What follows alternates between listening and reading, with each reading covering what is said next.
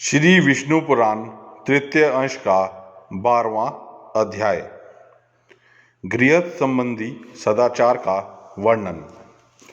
औरव बोले, गृहस्थ पुरुष को नित्य प्रति देवता, गौ, ब्राह्मण, सिद्धगण, वयोवृद्ध तथा आचार्य की पूजा करनी चाहिए और दोनों समय संध्या वंदन तथा अग्निहोत्रादि कर्म करने चाहिए।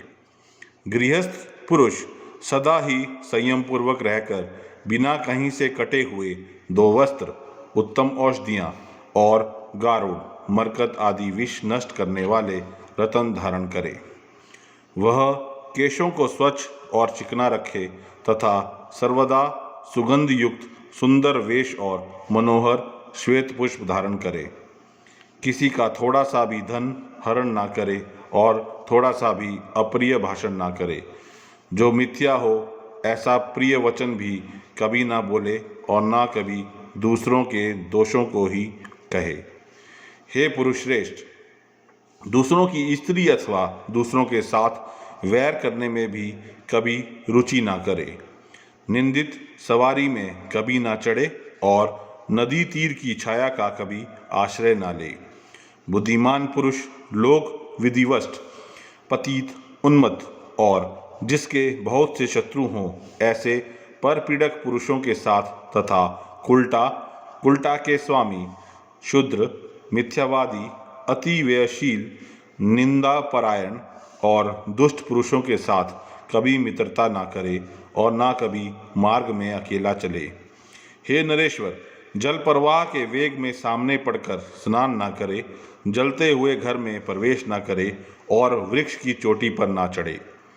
दांतों को परस्पर ना घिसे, नाक को ना खुरे दे तथा मुख को बंद किए हुए जुमाई ना ले और ना बंद मुख से खांसे या श्वास छोड़े। बुद्धिमान पुरुष जोर से ना हंसे और शब्द करते हुए अधोवायु ना छोड़े तथा नखों को ना चबावे, तिनका ना तोड़े और पृथ्वी पर भी ना लिखे।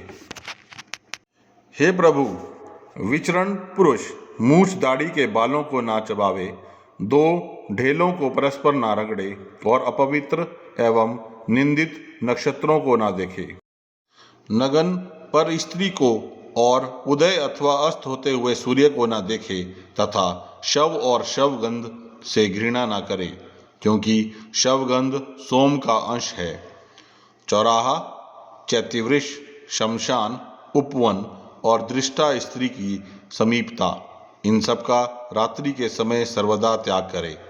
बुद्धिमान पुरुष अपने पूजनीय देवता, ब्राह्मण और तेजोमय पदार्थों की छाया को भी कभी ना लांगे तथा शून्य वनखड़ी और शून्य घर में कभी अकेला ना रहे। केश, अस्थि, कष्टक, अपवित्र वस्तु, बलि, भस्म, तुष तथा स्नान के कारण भीगी हुई पृथ्वी का दूर ही से त्याग करे। प्राज्ञ पुरुष को चाहिए कि अनार्य व्यक्ति का संग ना करे, कुटिल पुरुष में आसक्त ना हो, सर्प के पास ना जाए और जग पड़ने पर अधिक देर तक लेटा ना रहे। हे नरेश्वर, बुद्धिमान पुरुष जागने, सोने, स्नान करने, बैठने, शय्या सेवन करने और व्यायाम करने में अधिक समय ना लगावे।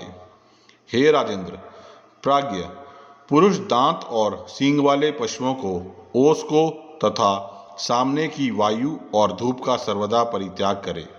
नग्न होकर स्नान, शयन और आचमन ना करे तथा केश खोलकर आचमन और देव पूजन ना करे।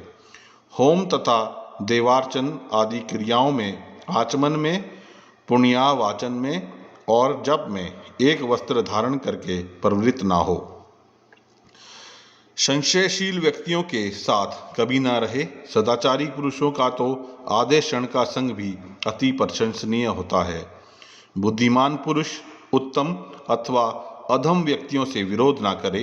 हे राजन, विवाह और विवाद सदा सम्मान व्यक्तियों से ही होना चाहिए। प्राज्ञ पुरुष कलह ना बढ़ावे तथा व्यर्थ वैर का भी त्याग करे। थोड़ी सी हानि सह ले, किंतु वैर से कुछ लाभ होता हो तो उसे भी छोड़ दे। स्नान करने के अनंतर स्नान से भीगी हुई धोती अथवा हाथों से शरीर को ना पोंछे तथा खड़े खड़े केशों को ना झाड़े और आचमन भी ना करे। पैर के ऊपर पैर ना रखे, गुरुजनों के सामने पैर ना फैलावे और धृष्टापूर्वक उनके सामने कभी उच्चासन पर ना बैठे। देवालय, चौराहा, मांगलिक द्रव्य और पूज्य व्यक्ति, इन सब को बाईं ओर रखकर ना निकले तथा इनके विपरीत वस्तुओं को दाईं ओर रखकर ना जाए। चंद्रमा, सूर्य, अग्नि, जल, वायु और पूज्य व्यक्तियों के सम्मुख पंडित पुरुष मलमूत्र त्याग ना करे और ना ही थूके। खड़े खड़े अथवा मार्ग में मूत्र त्याग ना करे तथा श्लेष्मा, थूक, विष्ठा, मूत्र और रक्त को कभी ना लांगे। भोजन, देव पूजा, मांगलिक कार्य और जप होमादि के समय तथा महापुरुषों के सामने थूकना और छींकना उचित नहीं है। बुद्धिमान पुरुष स्त्रियों का अपमान ना करे, उनका विश्वास भी ना करे तथा उनसे ईर्ष्या और उनका तिरस्कार भी कभी ना करे। सदाचार परायण प्राज्ञ पुरुष मांगलिक द्रव्य, पुष्प, रतन, घृत और पूज्य व्यक्तियों का अभिवादन किए बिना कभी अपने घर से ना निकले। चौराहों को नमस्कार करे, यथा समय अग्निहोत्र करे, दीन दुखियों का उद्धार करे और बहुश्रुत साधु पुरुषों का सत्संग करे। जो पुरुष देवता और ऋषियों की पूजा करता है, पितृगण को पिंडोतक देता है और अतिथि का सत्कार करता है, वह पुण्य लोकों को जाता है। जो व्यक्ति जितेंद्रिय होकर स्वयं समयानुसार हित, मित और प्रिय भाषण करता है, हे राजन, वह आनंद के हेतुभूत अक्षय लोकों को प्राप्त होता है। बुद्धिमान, लज्जावान, क्षमाशील, आस्तिक और विनयी पुरुष विद्वान और कुलीन पुरुषों के योग्य उत्तम लोकों में जाता है। अकाल, मेघ गर्जन के समय, पर्व दिनों पर, अशौच काल में तथा चंद्र और सूर्य ग्रहण के समय बुद्धिमान पुरुष अध्ययन ना करे।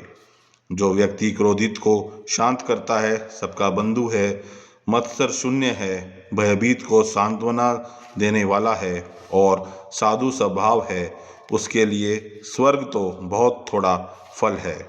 जिसे शरीर रक्षा की इच्छा हो, वह पुरुष वर्षा और धूप में छाता लेकर निकले, रात्रि के समय और वन में दंड लेकर जाए तथा जहाँ कहीं जाना हो सर्वदा जूते पहनकर जाए। बुद्धिमान पुरुष को ऊपर की ओर, इधर उधर अथवा दूर के पदार्थों को देखते हुए नहीं चलना चाहिए। केवल युग मात्र 4 हाथ पृथ्वी को देखता हुआ चले। जो जितेंद्रिय दोष के समस्त हेतुओं को त्याग देता है, उसके धर्म, अर्थ और काम की थोड़ी सी भी हानि नहीं होती।